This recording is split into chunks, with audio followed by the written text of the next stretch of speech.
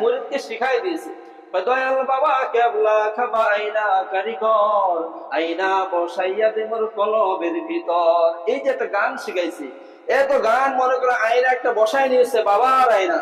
এই বাবার কাছে মুরিদ হওয়ার পরে এর নামাজ রোজা হজ যাকাত কোনো কিছুই লাগে না। বলে কি, হাসরের ময়দানে যদি থেকে যাও আমি বাবা তো আছি। আরেকটা বলে, বাবাই আমার কাবার কাবা, বাবাই আমার কাবার কাবা, দয়াল বাবা কেবলা খাবা, আয়না কারিগর, আয়না বসাইয়া দিছে কলবের ভিতর। ওর মধ্যে এমন কিছু মেডিসিন ঢুকাইছে ও বাবা ছাড়া কিছুই বোঝে না। দেখবেন অনেক মানুষ এমন পীরের কাছে মুরিদ হয়, তার গলার মধ্যে শিকল রয়েছে, মাথার মধ্যে শিকল রয়েছে, বিভিন্ন জায়গায় আমসা গামসা লাগাইয়া ও পাগলের ভেষ ধরে বেড়াই। এমন বাবার কাছে মুরিদ হইছে, তার নামাজ কালামও লাগে না। যেই লোকটা বলে নামাজ লাগে না, হজ লাগে না, জাকাত লাগে না, এসব কোনোটাই লাগে না, কারণ বাবার কাছে হয়েছে মুরিদ। বাবা যাহা করবে তাহাই। বাবা যদি জাহান্নামে ঢুকে আমরাও জাহান্নামে ঢুকবো, যদি জান্নাতে ঢুকে জান্নাতে আমরা ঢুকবো। আচ্ছা বলেন তো, রাসূল হাদিসের মধ্যে বলেন, ক্বালা নবী সাল্লাল্লাহু আলাইহি ওয়া আলিহি ওয়াসাল্লাম, আউয়ালু মা ইউহাসাবু বিহিল আবদু ইয়াউমাল কিয়ামাতিস সালাহ, কিয়ামতের দিন সর্বপ্রথম আল্লাহ তাআলা নামাজের হিসাব নেবে। অথচ এমন পীরের কাছে, এমন বাবার কাছে মুরিদ হয়েছে, ও নামাজ রোজা আগেই বাদ দিয়েছে, আগেই বাদ দিয়ে দিয়েছে।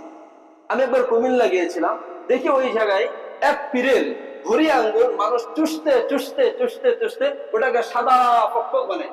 কি ব্যাপার? ওখানে চুষণ মারলে, যে যে নিয়তে চুষণ মারবে ওর নাকি ওটাই কবুল হয়ে যায়। চিন্তা করে দেখছেন যে মানুষের মস্তিষ্ক কতটা খারাপ হয়ে গিয়েছে, যে ওটা চুষণ মারলে ওর সবকিছু উদ্দেশ্য হাসিল হয়ে যায়। আচ্ছা যদি এমনটা হয়, ক্যান্সারের যে রোগী লক্ষ লক্ষ কোটি কোটি টাকা সারা পৃথিবীতে শেষ করে দিয়েছে, এক একটা থেরাপির দাম 2 লাখ 2.5 লাখ 3 লাখ টাকা। এই ক্যান্সারের রোগীকে যদি বলা হয় অমুক পীরের জায়গায় আঙ্গুলের মধ্যে চুষণ মানে সমস্ত ক্যান্সার ভালো হয়ে যাবে, আমার মনে হয় ওই রোগী বলবে তার পুরো শরীর যদি চুষণ করতে সব চুষণ করবে, আমার ক্যান্সার ভালো হইলে আলহামদুলিল্লাহ। নাকি এমন পীর জমিনের মধ্যে আছে, আর এমন পীরের কাছে শত শত মানুষ মুরিদ হয়ে আছে। চিন্তা করে দেখেন, আপনার আবার ঈমান আমল নষ্ট কোথায় করে ফেলতেছে, আর আপনি আমি কোথায় যাচ্ছি। এমন পীরের কাছে মুরিদ হয়ে মানুষ 180 মাইল গতিতে জাহান্নামের দিকে ঢুকতেছে। উনি 4টি বিষয় ব্যাখ্যা দিচ্ছেন, যে 5টি বিষয় ব্যাখ্যা দিচ্ছেন, যে 5টি বিষয় সম্পর্কে একমাত্র আল্লাহ তাআলা ভালো জানেন, দুনিয়ার কোনো মানুষ জানেন না। 1 নাম্বার, কিয়ামত কখন ঘটবে এটা একমাত্র আল্লাহ তাআলাই ভালো জানেন। বৃষ্টি কোথায় হবে কোথায় হবে না এটা একমাত্র আল্লাহ তাআলাই ভালো জানেন। মায়ের গর্ভে কন্যা সন্তান হবে না ছেলে সন্তান হবে এটা একমাত্র আল্লাহ তাআলাই ভালো জানেন। আপনি আগামীকাল বা একটু সামনে কি খাবেন, আপনার রিজিকে কি রয়েছে না রয়েছে, এগুলো সব কে জানেন? আল্লাহ ভালো জানেন। এগুলো সব আল্লাহ ভালো জানেন। তাহলে ভবিষ্যতের ইলমটা অবশ্যই একমাত্র আল্লাহ জানেন। বাবা তো আর জানে না, ও এমন বেআক্কেল, এমন নাদান, বলে আমার বাবা সব জানে। অথচ আল্লাহ কি বলেন, قُلْ لَا يَعْلَمُ مَنْ فِي السَّمَاوَاتِ وَالْأَرْضِ الْغَيْبَ إِلَّا اللَّهُ। আল্লাহ বলেন, এর গোলাম, দুনিয়ার কোন মানুষ গায়বের ইলম জানে না, একমাত্র আমি আল্লাহ গায়বের ইলম জানি। মায়ের গর্ভে কি রয়েছে আমি আল্লাহ জানি, তোমার রিজিকে কি রয়েছে আমি আল্লাহ জানি, বৃষ্টি কোথায় হবে আমি আল্লাহ জানি, কিয়ামত কখন সংঘটিত হবে আমি আল্লাহ জানি। এগুলো দুনিয়ার মানুষ কেউ জানে না। ওয়ামা তাদরি নাফসুম মাযা তাকসিবু গাদা। আল্লাহ 5 নম্বরে বলেন, ওয়ামা তাদরি নাফসুম বিআইয়ি আরদিন তামুত।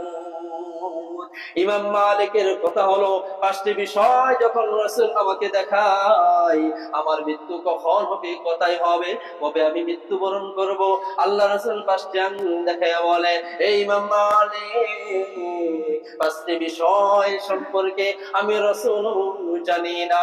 তুমি ইমাম মালিক মদিনা শহরের মধ্যে বসবাস করো, আমি মক্কাতেও করেছি মদিনাতেও করেছি, আমি রাসূল জানতাম না মদিনা শহরের মধ্যে আমার মৃত্যু হবে।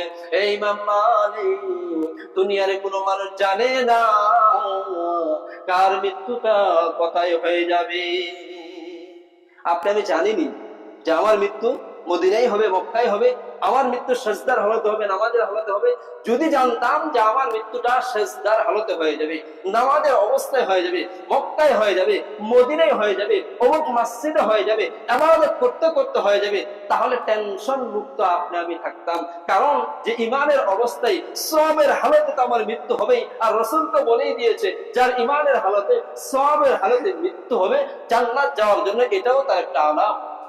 আপনি আমি তো তাহলে আর দোয়া করতাম না আল্লাহ তাআলার কাছে যে আল্লাহ তুমি আমার ভালো মৃত্যু দাও। মৃত্যুটাও কিন্তু আপনাকে চেয়ে নিতে হবে। আমি প্রায় সময় আপনাদেরকে নিয়ে দোয়া করি যে আল্লাহ ইমানের সাথে সওয়াবের হালতে আমাদেরকে মৃত্যু দান করো। কেন এটা দোয়া করি? যে আপনার আমার যদি মৃত্যুটা ইমানের সাথে সওয়াবের হালতে হয়ে যায়, রাসূল বলে কারো মৃত্যু যদি ইমানের হালতে সওয়াবের হালতে হয়, এই লোকটা জান্নাত ঢোকার একটি আলামত তৈরি করে। ফেরাউন পর্যন্ত আল্লাহর কাছে মৃত্যুটা চেয়ে নিয়েছে, কিন্তু এমন চাওয়াটা হয়েছে আল্লাহ বলে তুই এমন ভাবে চাইবি তোর শাস্তি দিয়ে আমার। ও কিন্তু চাই নাই শাস্তি, যে আমার শাস্তি দিয়ে মারেন, লোহিত সাগরে ডুবাইয়া মারেন, নীলনদে চুবাইয়া চুবাইয়া আমার মারেন। ও চাই নাই, এমন বিচার, এমন কিছু সাজেশন তার কাছে নিয়ে গিয়েছে, সে এমন ভাবে বিচার করে দিয়েছে, ওই বিচারটা, ওই রায়টা তার প্রতি হয়ে গিয়েছে। বিশাল লম্বা ওয়াজটা অন্য একদিন শোনাবো ফেরাউন কিভাবে মৃত্যু চেয়ে নিছে। এজন্য 5টি বিষয় সম্পর্কে কোনো মুরিদ, কোনো পীর জানে না। আমাদের এলাকায়, আমাদের অঞ্চলে যদি কোনো পীর আপনাকে বলে, কারণ চিপা চাপাই বহু জায়গায় আমি শুনেছি পীর নাকি আছে, এরা মুরিদ হয়েও আছে, লাল শালুক মাথায় দিয়ে চলে, বিভিন্ন আগ্রা বাগরা কাপড় নিয়ে চলে, এরা নামাজ কালাম করে না, এরা নাকি সব ইমান আমল যা যাবতীয় ইত্যাদি আছে জান্নাত ঢোকার জন্য সব নাকি দায়িত্ব বাবাই নিয়ে নিচ্ছে। এমন পীরকে যেখানে পারবেন, যারা বলবে যে নামাজ রোজা লাগে না, ওরে সুন্দর করে আইন ভাবে ওরে শাস্তি দিয়া ওরে বুঝাইবেন। ওই পীরদেরকে প্রশ্ন করা হয় যে ভাই কেন নামাজ কালাম লাগে না? মারেফতের পিসাব। আরেকটা সিস্টেম আছে, মারেফত শব্দের অর্থ হলো গোপন। কি শব্দ? মারিফত শব্দের অর্থ হলো গোপন। ওরে এমন একটা জায়গায় ঢুকাইতে হয় গোপন ভাবে, কেউ জানবে না। সমস্ত কাপড় গুলো খুলে লাইট অফ করে বেতাল মায়ের, আর মায়ের দিতে হবে, আর দেখবেন যে কেউ আশপাশে তো নাই, আপনি একাই পেটতেছেন, ওরে মারবেন আর কইবেন এটা মারেফতের মায়ের। কারণ মারেফত তো খোলামেলা না, মারেফত তো অফেন না, মারেফত শব্দের তো গোপন। গোপন মায়ের পিসকে গোপন ভাবেই দিবে, ও যাতে বুঝে যে মারেফতের মায়ের, বললেই তো ধ্বংস হয়ে যাবি, জাহান্নামে চলে নিয়ে চুপ করে থাকবি। এমন পীর পাইলে ওরে মারেফতের মায়ের দিয়ে সাইজ করে দিবে। তাহলে দেখবেন যে আপনার আপার চিপা চাপায় আনাসে কানাসে সেরকম আসর বসায় থাকতে পারবে না। তাহলে 5টি বিষয় সম্পর্কে আমরা জানতে পারলাম যে 5টি বিষয়ের জ্ঞান একমাত্র আল্লাহ ভালো, দুনিয়ার কোনো মানুষ জানে না। আল্লাহ রাব্বুল আলামিন আপনাকে আমাকে সকল